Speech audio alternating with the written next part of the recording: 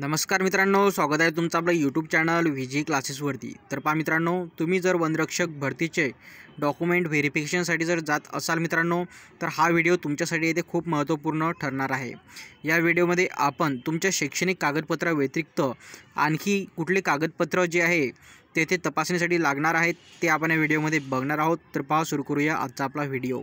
तर पहा मित्रांनो, तुम्हाला शैक्षणिक कागदपत्रा व्यतिरिक्त जे 3 महत्त्वपूर्ण कागदपत्र इथे लागणार आहेत त्यापैकी जे पहिलं आहे ते आहे वनरक्षक पदाच्या उमेदवाराने धाव चाचणीच्या द्यावयाचे वचनपत्र। तर पहा मित्रांनो, तुम्हाला अशा प्रकारे एक वचनपत्र द्यावयाचे आहे जेव्हा तुमचं ग्राउंड तिथे होणार त्यासाठी। आणि त्यानंतर बघा, दुसरं कागदपत्र इथे कुठलं आहे तर दुसरं डॉक्युमेंट आहे ते लहान कुटुंबासाठी प्रतिज्ञापत्र। तर पहा मित्रांनो, हे जे प्रतिज्ञापत्र आहे हे तुम्हाला इथे देणं आवश्यक आहे लहान कुटुंबाचं। आणि त्यानंतर जे आहे तिसरं आहे तर तिसरं शारीरिकदृष्ट्या सुदृढ असल्याबाबतचे प्रमाणपत्र मित्रांनो हे तुम्हाला इथे द्यायचे आहे। यामध्ये बघा मित्रांनो, वैद्यकीय अधिकाऱ्याची स्वाक्षरी बघा इथे स्वाक्षरी इथे लागणार आहे वैद्यकीय अधिकाऱ्याची।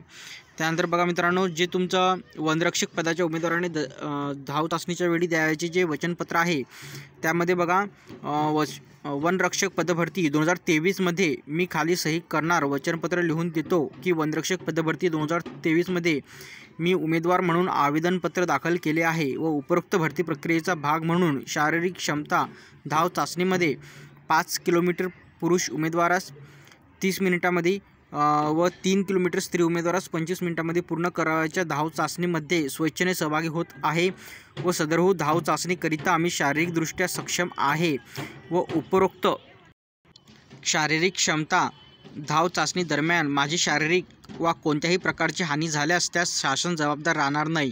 तर बघा, अशा प्रकारचे एक वचनपत्र बघा तुम्हाला इथे द्यायचे आहे आणि अर्जदाराची स्वाक्षरी इथे तुमची इथे स्वाक्षरी करायची आहे। तर पहा मित्रांनो, अशा प्रकारे जे आहे हे 3 प्रकारचे महत्त्वपूर्ण कागदपत्र तुम्हाला इथे वनरक्षक भरतीचं जे आहे ग्राउंड तुम्ही जर देसाल तर त्यासाठी इथे कागदपत्रे तपासणी वेळी लागणार आहे।